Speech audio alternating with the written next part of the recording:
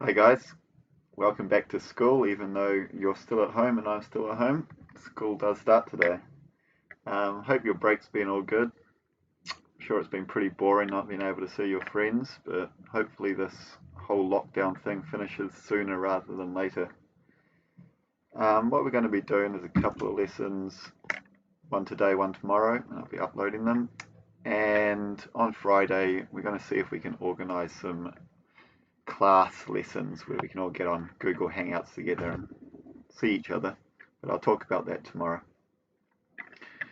So what we're going to be doing now, it's a new term, we are going to be starting on a new topic, atomic science. This is basically chemistry. I'm looking at atoms and how they react with each other and how they behave and what they're made of. We'll be doing work in the Scipad, so hopefully you have that with you, or a digital copy.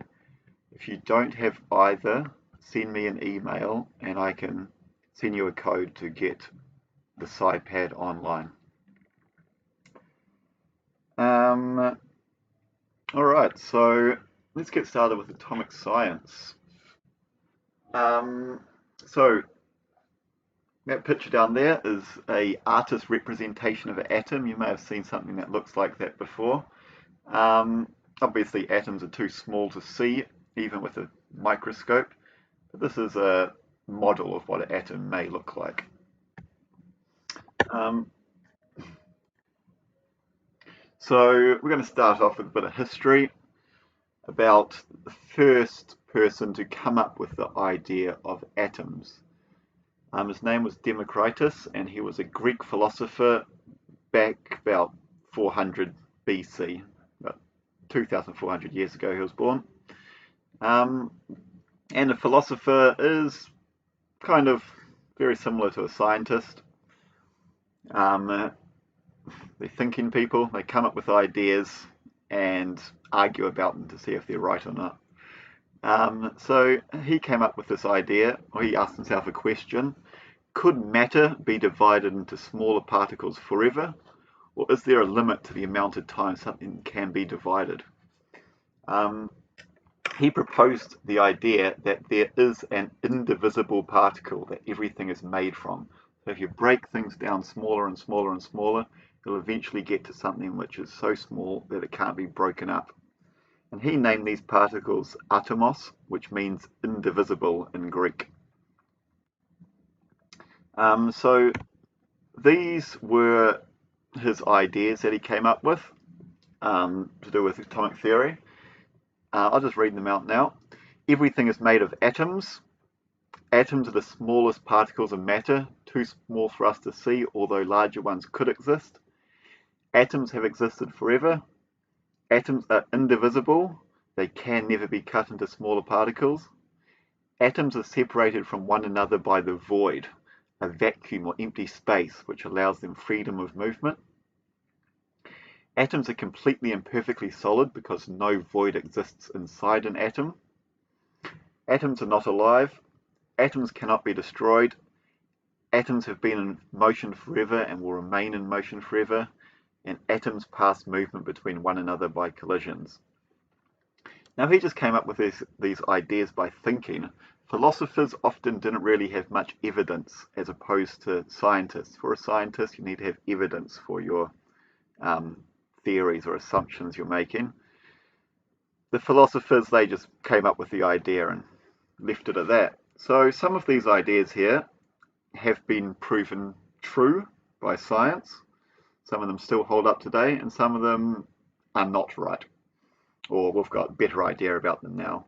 So everything is made of atoms, the first point. Is that true?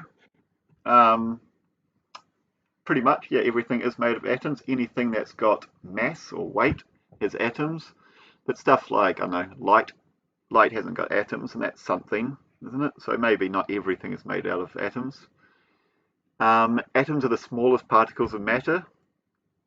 That isn't true. There are atoms themselves are made up of smaller particles.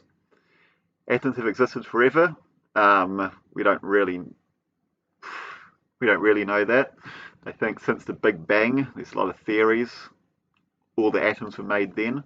But yeah, atoms can be changed from one atom to another, so they probably haven't existed forever. Atoms are indivisible. No, they can be cut up into smaller pieces. Atoms are separated from one another by the void, a vacuum or empty space. Yep, that's true. Atoms are completely and perfectly solid because no void exists within an atom. We'll look at that soon, but that one's false. Atoms are not alive. Yeah, we generally still believe that. Atoms cannot be destroyed. Well, that's true. They can be broken up into smaller bits. I guess not destroyed, though. Atoms have been in motion forever and will remain in motion forever. Yeah, that's probably true. And atoms pass movement between one another by collisions. Yep, that's definitely true as well. So he had some good ideas and some not so good ideas. So yeah, the most important one that we're going to look at today, which was wrong about, is that atoms are not the smallest particles that exist. Atoms themselves are made up from protons, neutrons, and electrons, which we call subatomic particles, because they are smaller than the atom. So here's another diagram of what another model of an atom here. And I'm going to point out what the parts are. So in the middle, we have protons, which have a plus, meaning positive, and neutrons, which don't have any sign, so they're neutral. Neutron, neutral. Proton, positive. P for positive. Kind of makes sense, right? Now, the protons and the neutrons, they're in the middle of the atom in something called the nucleus. And around the outside of the atom, we have the electrons orbiting around, which are negative. Now, this model isn't exactly the scale. The electrons are actually way, way smaller than the protons, and they are really, really far away. So they're orbiting quite far away. This is all condensed quite close together to make it easy to fit on one page. The important bits to remember are the proton and neutron are together in the middle, called the nucleus, and the electrons orbit around the outside. So there's lots of different types of atoms in the world. Here they are in a periodic table. So these are, how many have we got? 111 different types of atoms, and you would have heard of some of them. Oxygen, probably pretty familiar with. Gold, hydrogen, I'm not sure which ones you know, but they're all different types of atoms. But what makes one atom different from another atom? Why is hydrogen different to carbon, for example?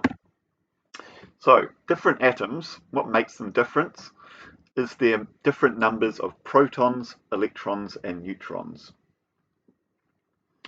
So, protons and neutrons are located in the center here, and that's the nucleus. The electrons orbit around the outside. The protons and neutrons in the nucleus are much, much heavier than the electrons. This means over 99.9% of the mass of the atom is in this tiny nucleus. Between the nucleus and the electrons, all we have is a lot of blank space, so empty space. An atom is actually mostly empty space, surprisingly. So here we are. So here's our periodic table, and we have some numbers above and below. Here's 1, 4, 2, 9, 4. We're going to see what those things mean. Okay, so all discovered elements are arranged on a periodic table. Each element has two numbers, the mass number and the atomic number. And the way to know which is the larger number is always the mass number. You can think it's more massive. The mass number is bigger or more massive. So hydrogen, it's got a mass number of 1 and an atomic number of 1. Nice and simple. Helium, it's got a 4 and a 2 here. Which one's the mass number? Which one's the atomic number?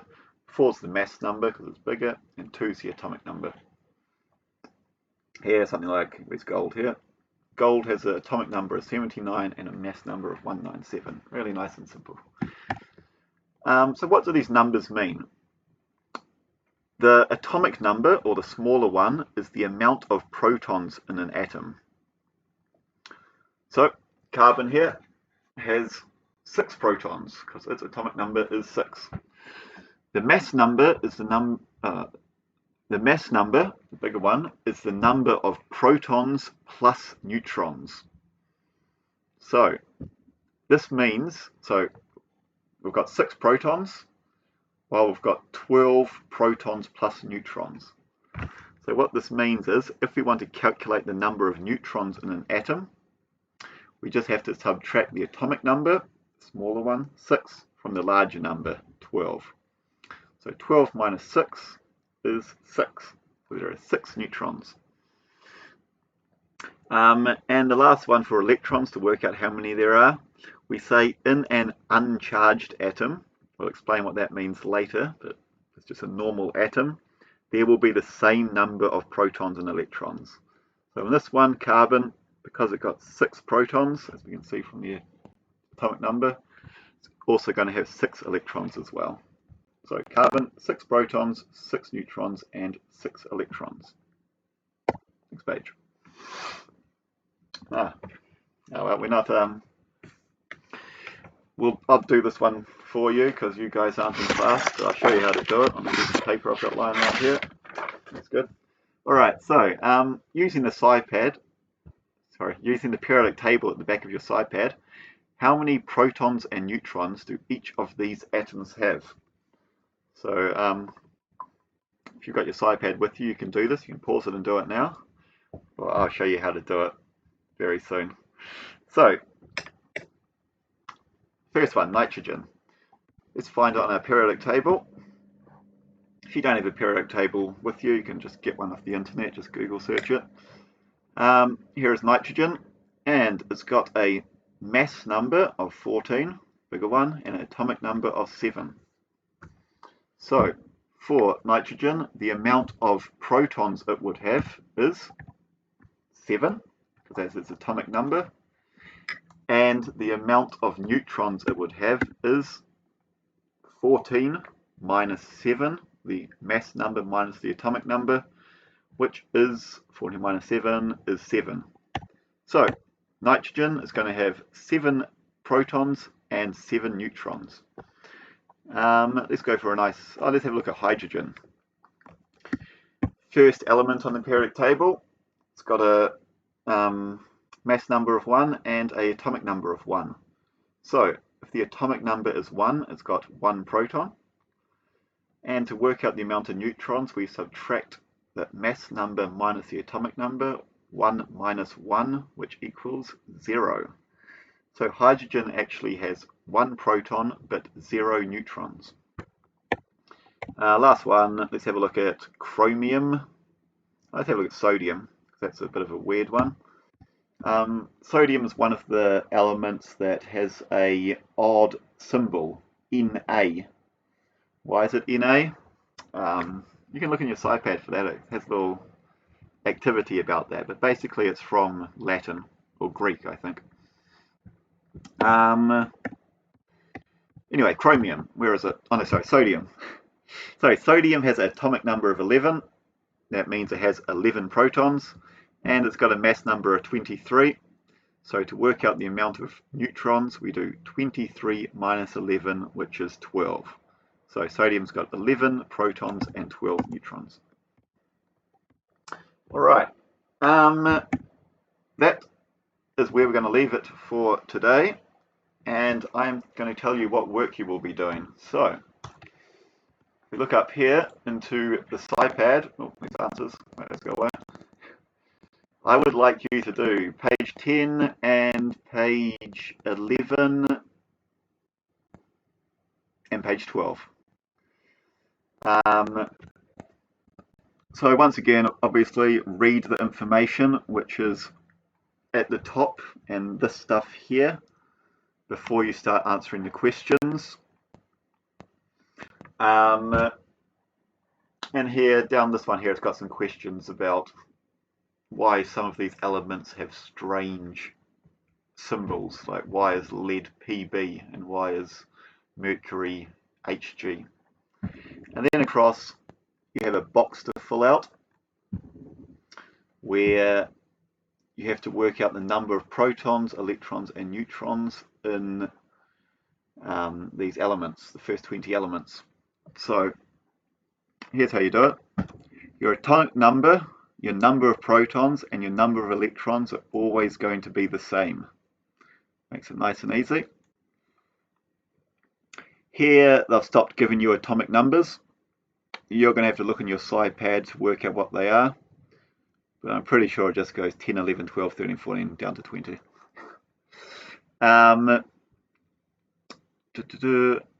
Yep, your number of protons is going to be your atomic number. Number of electrons is going to be your atomic number. And your number of neutrons, this 4 here, is your mass number minus your atomic number. 7 minus 3 is 4. That shouldn't be too tough. And the last piece of work is I am going to assign you 3 tasks on Education Perfect for you to do. It shouldn't take too long, and I'll be checking your progress. Let's confirm that now. And I would like you to do it by Friday. There we go. Friday, 3 p.m. All right. Ooh, computer settings. Sign. All right, guys. So that's the lesson for today. Make sure you do your work in the Scipad, Education Perfect, and I will upload another lesson for you tomorrow, and we can talk about when we could possibly have an actual catch-up on Google Hangouts or Zoom or something. All right. Thank you, and good luck. See you tomorrow.